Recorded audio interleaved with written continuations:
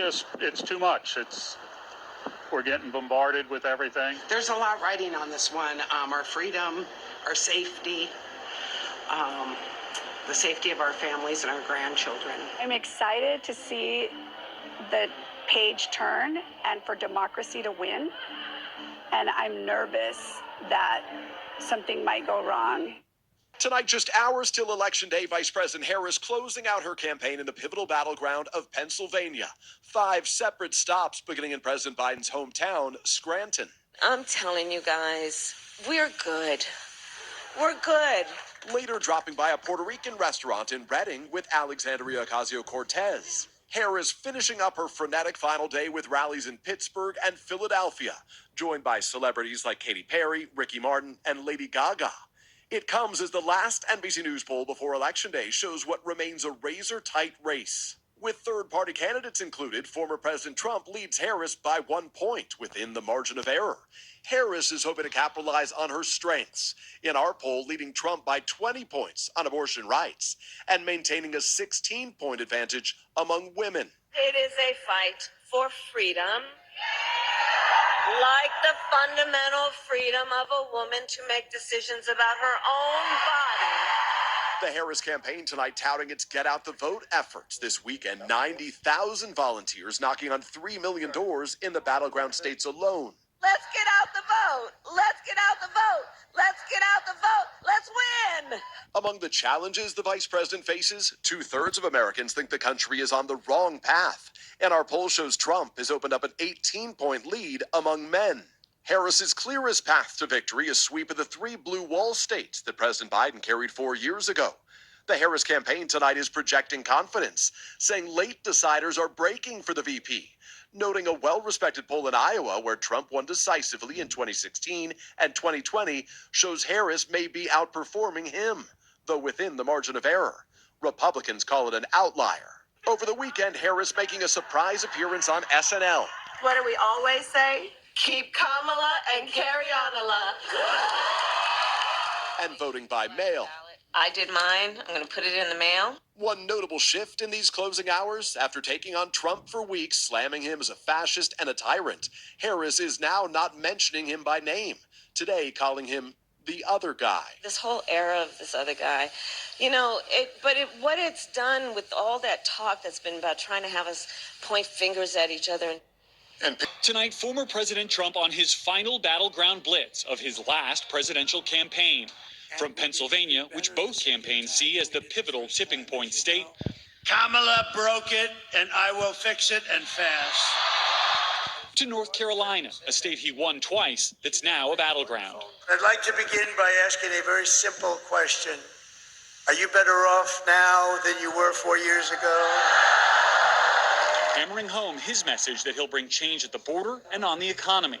4 years of Kamala have delivered nothing but economic hell for American workers. You know that.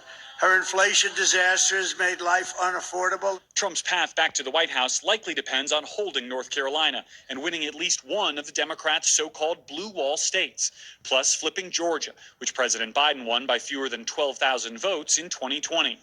Trump's campaign confident about its early vote performance in many swing states. In the past, Republicans usually trailed in early voting and had to make it up with Election Day turnout.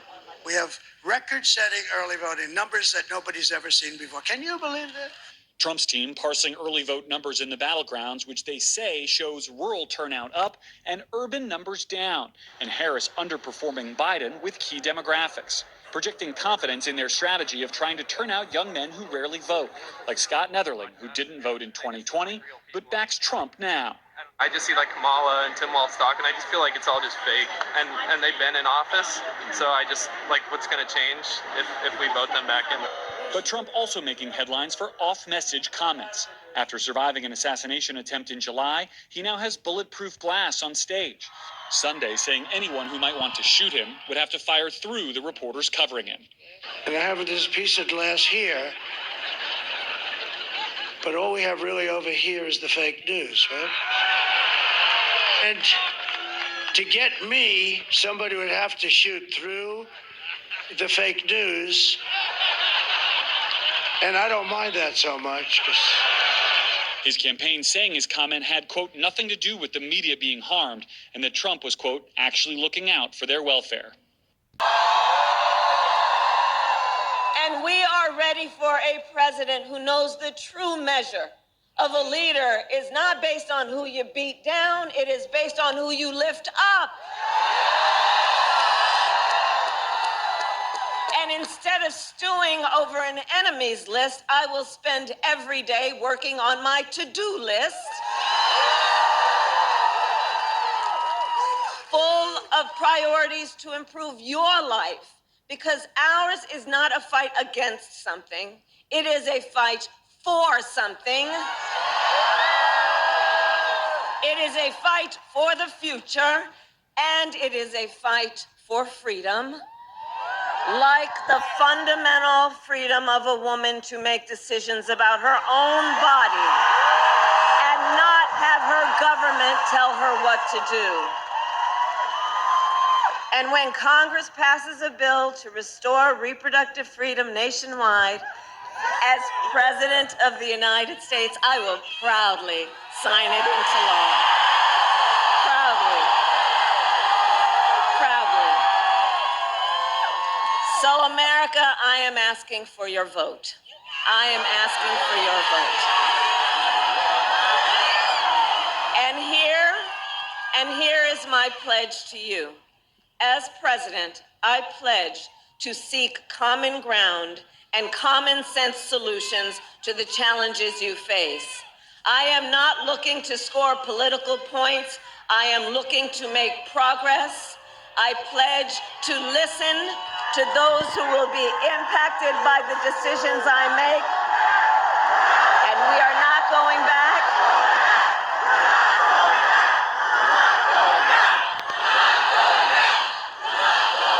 And here's the thing, guys.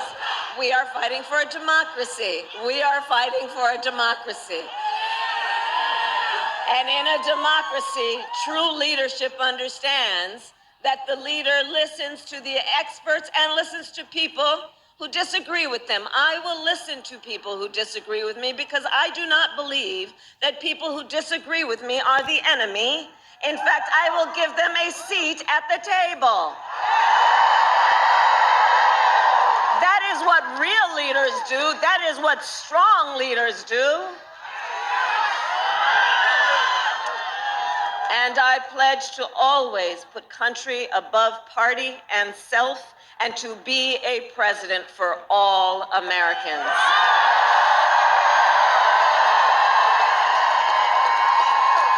So, Pittsburgh, that is my pledge to you. And to you I ask then, who here has a plan to vote? Fantastic. Okay, so help spread the word then. Polls are open here in Pennsylvania tomorrow from 7 a.m. to 8 p.m. You know that. Go to iwillvote.com for all the information you need, including where and when to vote and where to drop off your mail ballot, because we need everyone to vote, Pennsylvania. You will make the difference in this election. You will make the difference. And friends, listen, we are all here together because we love our country. We love our country. And when you love something, you fight for it. And I do believe it is one of the highest forms of patriotism. I love you back. Love you back. And one of the highest forms of our love of our country is to then fight for the ideals of our country and to fight to realize the promise of America. So Pittsburgh, listen, we got one day left to get this done. So now we work to get out the vote. Let's reach out in these next 24 hours to family and friends and classmates and neighbors and coworkers. And as we do that, let us really be true to what our campaign has been about from the very start. And on that, I say, please let us be intentional about building community. Let us be intentional about building coalitions. Because here's the thing, So much about these last several years has been about trying to make people point their fingers at each other, to have Americans point their fingers at each other, to try and make people feel alone or feel small. But let us do the work as we work toward this win of building up community and coalition and reminding everyone that we have so much more in common than what separates us. Let that be our goal. On Tuesday, but Tuesday comes along and you make it, or you don't quite make it, you're a little short, and then they cheat, and it makes it a little tougher. Because when you have open borders, transgender everything, high taxes, very high taxes, they're campaigning on the fact that they're going to raise everybody's taxes, and you have men playing in women's sports. You have to cheat. Who the hell is going to approve that stuff? Who's going to approve open borders with criminals pouring into our country by the millions? No, they have to cheat. They have to cheat, and they do it very well, actually. But I think we're in very good shape. We just have to show up, and you're going to have the biggest victory. You know what this will be? The single greatest victory, politically speaking, in the history of our country.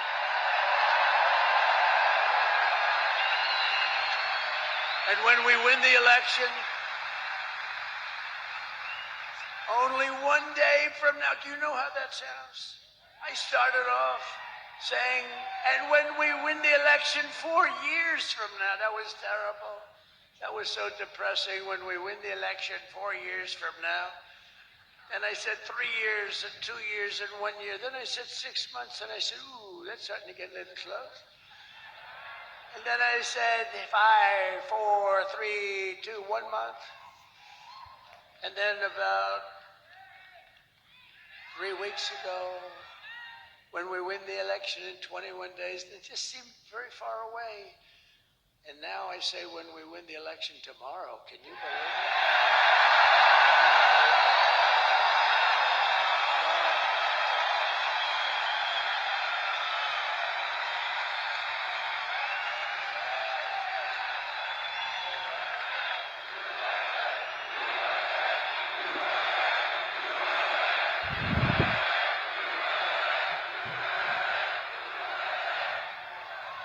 And what we've done, this is a sad occasion in certain ways, because I think we did like 930 rallies from the very beginning.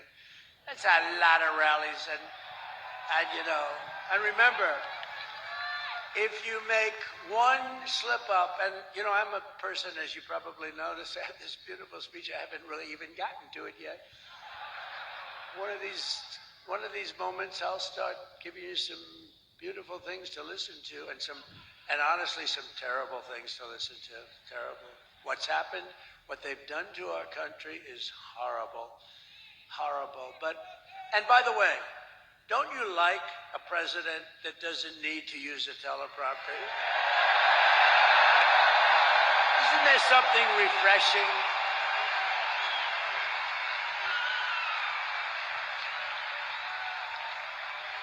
But I think I heard somebody say it's like 900, maybe a little more than 900 rallies. And, rarely do they ever catch me making even a little mistake. I go through rally after rally, 10, 20, 30, and then I say the wrong.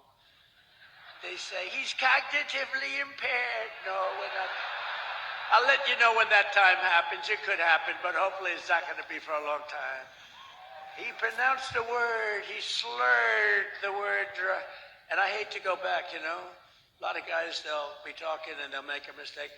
Excuse me, let me go back. When you do that, it's over for a good speech. You can't do that. You just have to blaze through it and hope that they didn't hear the mistake. When Winston Churchill, who was a great speaker, he was actually a stutterer, a tremendous stutterer, and he became one of the greatest orators.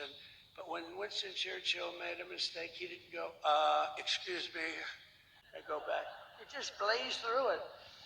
But if I do it, they say, he's cognitively impaired. There's something wrong with him. These people are sick. Those people, look at them. Oh, that's a lot. That's a lot of people. That's a lot of people.